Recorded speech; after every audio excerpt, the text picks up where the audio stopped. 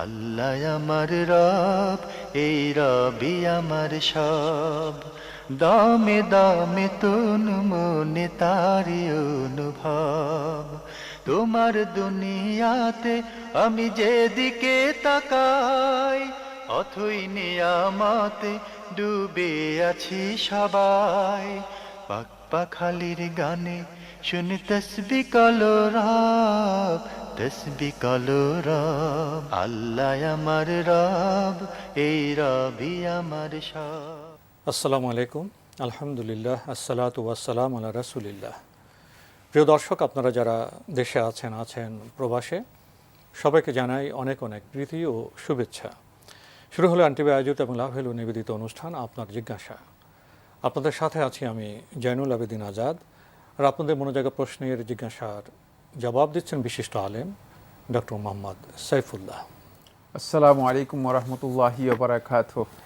প্রিয় দর্শক, চলুন তাহলে জিজ্ঞাসার জগতে। শুরুতে একটি ইমেল পাঠিয়েছেন চট্টগ্রাম থেকে আনোয়ার। লিখেছেন, আমি জানতে চাই, আমার ছোট ছেলের বয়স 2.5 বছর। ও মোটামুটি কথা বলতে পারে, কিন্তু কালিমা পড়ছে না। এর ফলে কি ওর গুনাহ হবে? চেষ্টা করুন কালিমাতুত তাওহীদ, আল্লাহ, মুহাম্মদ রাসূলুল্লাহ, এই বিষয়গুলো শিখাতে, এগুলো শেখানোর জন্য চেষ্টা করুন। কিন্তু পড়তে না পারলে এটা গুনাহ হবে না। আর পড়ার জন্য অনেক জোর করারও খুব প্রয়োজন নেই, চাপ দেওয়ার প্রয়োজন নেই। যদি পারেন আপনারা শেখানোর জন্য চেষ্টা করুন। শিশুদের গুনাহ নেই। রুফি আল কালাম আন সালাসাতিন, রাসূলুল্লাহ সাল্লাল্লাহু আলাইহি ওয়াসাল্লাম হাদিসের মধ্যে ইরশাদ করেছেন, 3 দল ব্যক্তি থেকে আল্লাহ সুবহানাহু ওয়া তাআলা কলম উঠিয়ে নিয়েছেন, এদের গুনাহ নেই, গুনাহ উঠিয়ে নেওয়া হয়েছে। তার মধ্যে আনিস সাবিয়্যি হাত্তা ইয়াহতালিম, শিশু থেকে হাত্তা ইয়াহতালিম, যতক্ষণ পর্যন্ত সে প্রাপ্তবয়স্ক না হবে। সুতরাং এখানে গুনার বিষয়টি আসবে না। তবে সন্তানদেরকে ছোটোবেলায় যে বিষয়গুলো শিক্ষা দেবেন সেগুলো খুবই গুরুত্বপূর্ণ। এই জন্য তাদেরকে কালিমাতুত তাওহীদ, কালিমাতুত তাইয়্যিবা, কালিমাত শাহাদা, এগুলো এবং দ্বীনের মৌলিক ধারণাগুলো শিশুবেলা দেওয়াটাই সবচেয়ে উত্তম। পিতামাতার এটি একটা দায়িত্ব, সেই এই কাজটি করার জন্য চেষ্টা করুন। প্রিয় দর্শক, দায়িত্ব পালন করতে গেলে আমাদের ব্যবস্থা পদ্ধতিও জানতে হবে। শিশু শিক্ষার বিষয়টি খুবই গুরুত্বপূর্ণ। কীভাবে শিশুদের শিক্ষা দিবেন, এর মনস্তাত্ত্বিক বিষয়গুলো কী, এর প্রক্রিয়া কী, প্রথা কী, এগুলো সম্পর্কে আমাদের জানতে হবে। জানুন, তাহলে সহজেই শিশুদের কাঙ্ক্ষিত বিষয়ে আপনারা জ্ঞান দিতে পারবেন। প্রিয় দর্শক, আমাদের হাতে আরও একটি ইমেল, এটি পাঠিয়েছেন মোহাম্মদ সুজন।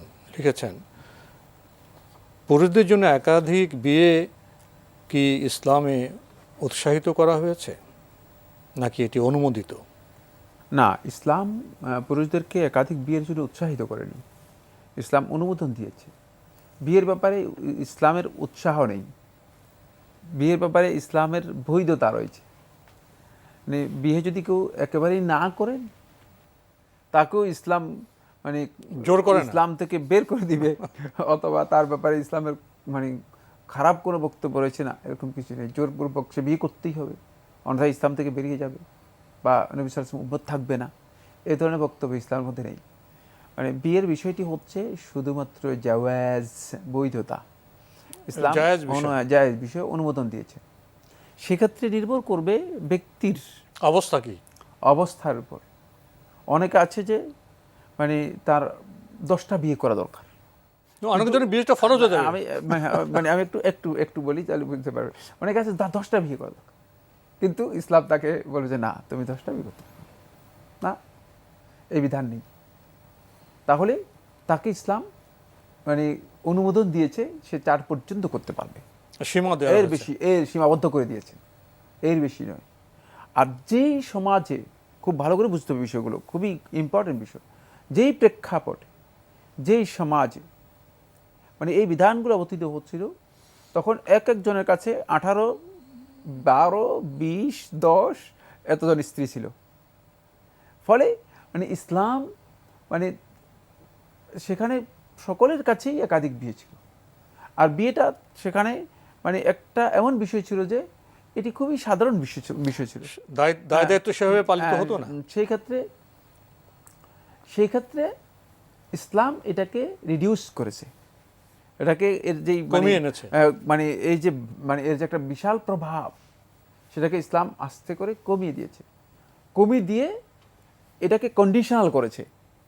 খুব ভালো করে বুঝতে হবে বিষয়গুলো। যদি যারা বুঝেন না তারা আসলে বোঝার জন্য চেষ্টা করুন। ইসলামের শরীয়তের বিধানটা এত সুন্দর, এত প্রাঞ্জল, এত ন্যায়সঙ্গত, এত বিজ্ঞানসম্মত, যেটা বুঝার বিষয় রয়েছে। এটাকে কন্ডিশনাল করে দিয়েছে। কন্ডিশনাল করেছে এমন যে শুরুই করতেছে ফাইন খিফতুম আল্লা তুকসিতু, মানে দেখেন শুরুতে কিন্তু কন্ডিশন কোনো সময় মানে সবসময় কন্ডিশন আসে পরে, পরে অনুমোদন আসে, অনুমোদন আসে আগে, কিন্তু না, এখানে কন্ডিশনটা পরে আসে নাই, কন্ডিশন আগে এসে গেছে। বলতেছে যদি তোমরা তাদের উপর মানে ইনসাফ করার ভয় তোমাদের না থাকে, ইনসাফ করতে পারবে নিশ্চিত হও। এটাকে আল্লাহ সুবহানাহু ওয়া তাআলা আগে কন্ডিশনাল করেছেন। তাই এটি অনুমোদিত এবং কন্ডিশনাল, শর্ত সাপেক্ষ ইসলামের বিধান। এই ক্ষেত্রে যে সমস্ত বন্ধুগণ একাধিক বিয়ে করছেন আর এই সব মানে কন্ডিশন লঙ্ঘন করতেছেন, তাহলে ইসলামকে তিনি ফলো করতেছেন না, তিনি আসলে প্রবৃত্তির অনুসারী, তিনি প্রবৃত্তির অনুসারী। আর এই ক্ষেত্রে যদি কেউ তার প্রয়োজন না থাকে তিনি একটি বিয়ে করবেন, আর যদি তিনি সেক্ষেত্রেও তার যদি তিনি মনে করেন যে না একটি বিয়ে করারও তার প্রয়োজন নাই, সেক্ষেত্রে তিনি শুধুমাত্র সিয়ামও পালন করতে পারেন। সামর্থ্যের উপর নির্ভর করবে আসলে বিয়ের বিষয়টি, সেটা কখনো কখনো হারামও হতে পারে, নিষিদ্ধ হতে পারে। ইসলাম কি একথা বলেনি কেউ যদি একাধিক বিয়ের ক্ষেত্রে ইনসাফ না করার আশঙ্কা করেন তাহলে তো তার জন্য একটা বিয়ে উত্তম। একটি বিয়ের কথা তাকে বলা একটা হয়েছে। বিয়ে জি জি, উত্তম। এখানে ইনসাফের বিষয়টি খুবই গুরুত্বপূর্ণ। প্রিয় দর্শক আরও লিখেছেন, সন্তান লালন পালনের ব্যবস্থাপনার সমস্যার জন্য একটি সন্তান হওয়ার পর 3 বছরের মতো সময় অস্থায়ী জন্ম নিয়ন্ত্রণ পদ্ধতি গ্রহণ করা কি জায়েজ হবে? ইসলামী শরীয়তের মধ্যে এটা তেমন নির্ভরযোগ্য কারণ নয়। স্বাস্থ্যগত কারণ হলে সেটা ইসলাম অ্যালাউ করবে। কিন্তু আপনি যেটা বলেছেন যে সন্তান লালন পালনের জন্য, সন্তান লালন পালনের যে দায়িত্ব, এই দায়িত্ব মানে এটা অনেক কঠিন একটা দায়িত্ব, ব্যাপারটা এমন নয়। এটা আপনি নিজেও করতে পারবেন বা অন্যের মাধ্যমেও করাতে পারবেন, এটি কঠিন কাজ নয়। তারপরেও সেই কাজটি যদি কেউ মনে করে থাকেন যে তার জন্য বার্ডেন হবে, কঠিন হবে, কষ্টকর হবে, পারবেন না, এটা তার জন্য জায়েজ রয়েছে, কিন্তু পদ্ধতিটি সঙ্গত হতে হবে। কোন পদ্ধতি আপনি অনুসরণ করতেছেন সেই পদ্ধতিটি আপনার সঙ্গত হতে হবে, বৈধ পদ্ধতি হতে হবে। সেটা আপনাকে অবশ্যই মানে ক্লিয়ার করতে হবে যে কোন পদ্ধতির অনুসরণ করছেন। জন্ম নিয়ন্ত্রণ বা এই ধরনের পদ্ধতিরও অনেকগুলো মানে অনেকগুলো ডাইমেনশনস রয়েছে। অস্থায়ী বলেছেন, কিন্তু অস্থায়ী সেই পদ্ধতি ক্লিয়ার করতে হবে, সিস্টেমটা ক্লিয়ার করতে হবে। ডাইমেনশনস রয়েছে অনেকগুলো, সেগুলোর মধ্যে কোন ডাইমেনশনস নিচ্ছেন, কোন পদ্ধতি অনুসরণ করছেন, সেই পদ্ধতিটা যদি বৈধ না হয় তাহলে কিন্তু হারাম হবে। এখানে সতর্ক থাকতে হবে। প্রিয় দর্শক আরও লিখেছেন, বর্তমানে বহুল প্রচলিত সিজারিয়ান ডেলিভারির ব্যাপারে ইসলামের বিধান কি? যখন প্রয়োজন দেখা দিবে তখন অবশ্যই প্রয়োজন এটা করতে হবে। স্বাভাবিকভাবে নর্মাল ডেলিভারি তো চিকিৎসা বিজ্ঞানে বলে নর্মাল ডেলিভারিটা ভালো, যদি সেক্ষেত্রে না হয় নর্মাল তখন তো সিজারিয়ানের প্রশ্ন আসবে বিশেষ কারণে। এটা কোনো মাসালাই নয়, এটা তো জায়েজ আছে, এটা জায়েজ বিষয়, এখানে কোনো অসুবিধা নেই ইসলামের বিধানে। প্রিয় দর্শক আরও লিখেছেন, সফরে বের হওয়ার আগে 2 রাকাত সালাতের চেয়ে উত্তম পুঁজি আর নেই, এটা কি হাদিস? না, সফরের আগে রাসূলুল্লাহ সাল্লাল্লাহু আলাইহি ওয়াসাল্লাম এই ধরনের বক্তব্য দিয়েছেন যে সফরে বের হওয়ার আগে 2 রাকাত নফল নামাজের চেয়ে পুঁজি আর নেই। এটাই সহি বক্তব্য নয়, এটাই সহি কোনো হাদিস দ্বারা সাব্যস্ত হয়নি।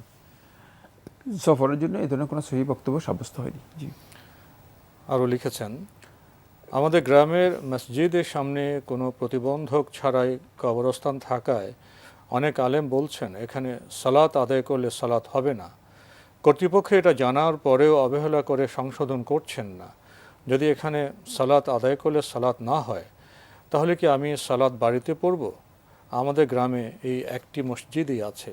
না, এই মসজিদে সালাত আদায় করলে সালাত আদায় হবে না, কিন্তু আপনি অন্য জায়গায় গিয়ে আপনাকে সালাত আদায় করতে হবে।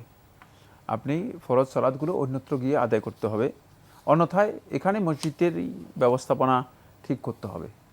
মসজিদের কর্তৃপক্ষকে এই বিষয়ে বাধ্য করতে হবে যে তারা এই মসজিদকে সংশোধন করার জন্য মানে আপনার দায়িত্বের মধ্যে অন্তর্ভুক্ত, তাদেরকে এই বিষয়টি বোঝানো যে এখানে ওই সমাজে মানুষদের নিয়ে তো আলাপ করতে হবে। আমাদের নামাজ হচ্ছে না, নামাজ পড়ছে না, নামাজ হচ্ছে না, এই নামাজ কেন পড়তেছি আমরা? তো সুতরাং এটা তাদেরকে বোঝানোর গুরুত্বপূর্ণ বিষয় হবে। যেহেতু নবী সাল্লাল্লাহু আলাইহি ওয়াসাল্লাম নিষেধ করেছেন কবরের মধ্যে সালাত আদায় করা, সেখানে কবরে গিয়ে আপনি সালাত আদায় করতেছেন, তাই এই বিষয়টি ক্লিয়ার করতে হবে লোকদের কাছে স্পষ্ট করতে হবে। এটা তো ওখানকার একটা সামাজিক দায়িত্ব হয়ে গেছে এখন। কিন্তু মানে আপনি বাকি ঘরে সালাত আদায় করলেন, এটা যথেষ্ট নয়, এই যথেষ্ট হবে না। জি, প্রিয় দর্শক, আপনার যে সমাজ আছে, পরিবেশ আছে, সেখানে আলোচনা করুন। যে নামাজ হচ্ছে না, সে নামাজ পড়ার যৌক্তিকতা কি, এটি বুঝালে আশা করা যায় সবাই বুঝবেন, উদ্যোগ নিন। ইনশাল্লাহ আল্লাহ আপনাদের সমস্যার সমাধান করে দিবেন। আল্লাহ আমার রব, এই রবি আমার সব। আল্লাহ আমার রব, এই রবি আমার সব। হ্যাঁ, আমাদের হাতে একটি ইমেল পাঠিয়েছেন বরিশাল থেকে ফাতেমা। লিখেছেন, আমরা 4 ভাই বোন, বাবা বেঁচে নেই, বড় ভাই বোবা, বড় বোন 2 ছেলে মেয়ে সহ বিধবা, ছোট ভাই লন্ডন প্রবাসী। আল্লাহ তাআলা তার মাধ্যমে বোবা ভাইও বিধবা বোনের খরচ চালান। আমার ভাই আমাদের 3 ভাই বোনকে ভালোবাসেন। আমার ছেলে মেয়েও আমার বড় বোনের ছেলে মেয়েদেরও ভালোবাসেন। নিজে এক মুঠো খেতে চাইলে আমাদের এক মুঠো দিয়ে তারপর নিজে খান। অভাব কি তা কখনো আমাদের বুঝতে দেননি। আমার বিয়ের পর থেকে আমার বিপদে আপদে লক্ষ লক্ষ টাকা দিয়ে সাহায্য করে আসছেন। জানুয়ারি 2020-এ আমার ভাই আমার বাসায় বেড়াতে এসেছিলেন, সাথে বোনের মেয়েও, বাবা ভাইও এসেছিল। তখন আমার বাবার বাড়ির জমি সংক্রান্ত একটি কাজের জন্য আমার স্বামীর ব্যাংকে 3 লক্ষ টাকা পাঠান, যা আমার বাসায় এসে উত্তোলন করেন। আমার ভাই আমাদের অনেক বিশ্বাস করেন, তাই টাকা তুলে আমার আলমারিতে রাখেন। তখন সময় ছিল দুপুর 12টা। পরের দিন সকালে যখন টাকা বের করব, আলমারি খুলি, দেখি টাকা নেই। ওই সময়ের মধ্যে বাইরে কোনো মানুষ আসেনি এবং আমার ঘর থেকে আমার ভাই বোন কেউ বেরও হয়নি, শুধু বের হয়েছেন আমার স্বামী। লক্ষণ অনুযায়ী সবার সন্দেহ আমার স্বামীর প্রতি। টাকা নেই দেখে আমরা সবাই কষ্ট পেয়েছি, কিন্তু আল্লাহর কাছে অনেক শুকরিয়া যে আমাদের কারো কোনো ক্ষতি হয়নি। টাকা চুরির পর থেকে আমার ভাই বোনের সাথে আমার কোনো যোগাযোগ নেই। এখন আমার প্রশ্ন, আমার ভাই বোনের নিরাপত্তার জন্য আমি কি তাদের সাথে যোগাযোগ বিচ্ছিন্ন রাখতে পারবো? ভাই বোনের যদি নিরাপত্তার কোন দিকটি আপনি এখানে বিবেচনা করছেন আমি জানি না। যদি মনে করেন যে তাদের সাথে সম্পর্ক মানে একেবারেই গভীর সম্পর্ক যদি আপনি রক্ষা করেন, তাহলে তাদের নিরাপত্তা বিঘ্নিত হতে পারে, তাদের ব্যাপারে কোনো আশঙ্কা আসতে পারে, তাহলে এটি নাজায়েজ কিছু না, জায়েজ। কিন্তু সম্পর্কে 2টা দিক আছে। একটা হচ্ছে সৌজন্য সম্পর্ক, আর হচ্ছে গভীর সম্পর্ক, মাখামাখি সম্পর্ক। মাখামাখি সম্পর্কে কোনো প্রয়োজন নেই, কিন্তু সৌজন্যতা খোঁজখবর নিতে পারেন। আপনি যেটা বলেছেন যে ওই দিন থেকে আরম্ভ করে, মানে আপনার বক্তব্য বুঝতে পেরেছি, একেবারেই যোগাযোগ বিচ্ছিন্ন হয়ে গেছেন। একেবারে যোগাযোগ বিচ্ছিন্ন হয়ে যাওয়ার বিষয়টি ইসলামী শরীয়তে অ্যালাউ করেন। এটাকে হাজির বলা হয়, এটাকে শরীয়তের পরিভাষায় বলা থাকে হাজির। এই ধরনের হাজির রাসূলুল্লাহ সাল্লাল্লাহু আলাইহি ওয়াসাল্লাম মানে একেবারে পরিপূর্ণরূপে ত্যাগ করা, পরিপূর্ণরূপে সম্পর্ক বিচ্ছিন্ন করে দেয়া, এটা রাসূলুল্লাহ সাল্লাল্লাহু আলাইহি ওয়াসাল্লাম পছন্দ করেননি। এটা আত্মীয়তার সম্পর্ক ছিন্ন করার মধ্যে অন্তর্ভুক্ত। এই কারণে গুনাহগার হবেন, এই কাজটি উচিত নয়। কিন্তু শুধু সৌজন্যতার জন্য তাদেরকে টেলিফোন করে খোঁজখবর নিতে পারেন, যে কেমন আছেন, কে আছেন, মানে তাদের খোঁজখবর নেওয়া, এটি জায়েজ রয়েছে, এটা না জায়েজ নয়।